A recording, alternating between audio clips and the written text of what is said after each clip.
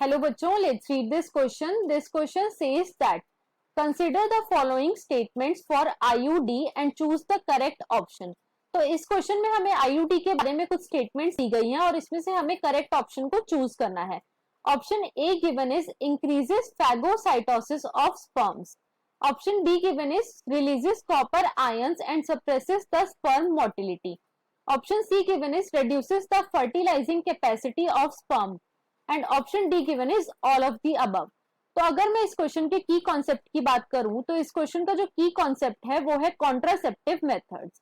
Late me write it over here. Key concept is contraceptive methods. Contraceptive methods क्या होते हैं बेटा? ये ऐसे मेथड्स होते हैं जो कि प्रिवेंट करते हैं अनवांटेड प्रेगनेंसीज को. They prevent the unwanted pregnancies. Right. अब जो कॉन्ट्रासेप्टिव मेथड्स होते हैं ये कई सारे टाइप के हो सकते हैं. There can be natural method of contraception. There can be barrier method of contraception. There can be chemical method of contraception. And there can also be surgical method of contraception. Right?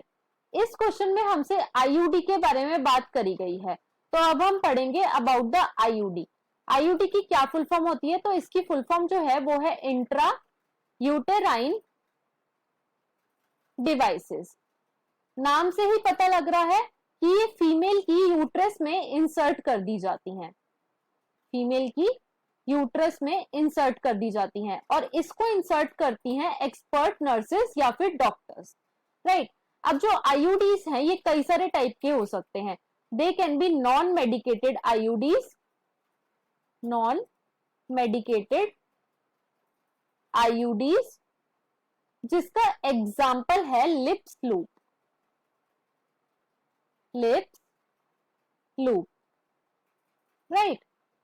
Next is copper releasing IUDs. Copper releasing IUD. Copper releasing IUD क्या करती हैं? ये copper ions को release करती हैं और copper ion क्या करता है? ये स्पर्म की मोटिलिटी और उसकी फर्टिलाइजिंग कैपेसिटी को सप्रेस कर देता है. कॉपर रिलीजिंग आईयूडी के एग्जाम्पल हैं copper T, copper 7 and Multiload 375. Multiload 375. Right. Next जो टाइप की आईयूडी है वो है hormone releasing IUD. Hormone releasing IUD और इसका एग्जाम्पल है LNG-20. अब आईयूडीज जो हैं ये सबसे ज्यादा इफेक्टिव मेथड है कॉन्ट्रासेप्शन का. Effective method of contraception. ये क्या कराती है? बेसिकली ये फैगोसाइटोसिस कराती हैं स्पर्म की.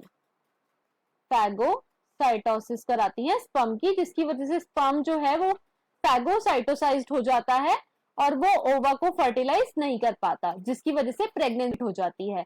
अब हम अपने क्वेश्चन को चेक कर लेते हैं. तो जो ऑप्शन ए है उसमें गिवन है इंक्रीजेस फैगोसाइटोसिस ऑफ स्पर्म.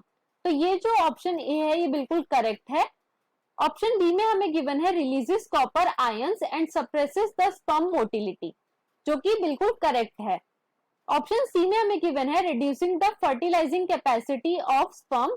ये जो स्टेटमेंट है ये भी हमारी करेक्ट है. तो जो हमारा फाइनल आंसर हो गया यहाँ पे वो हो गया ऑप्शन नंबर डी.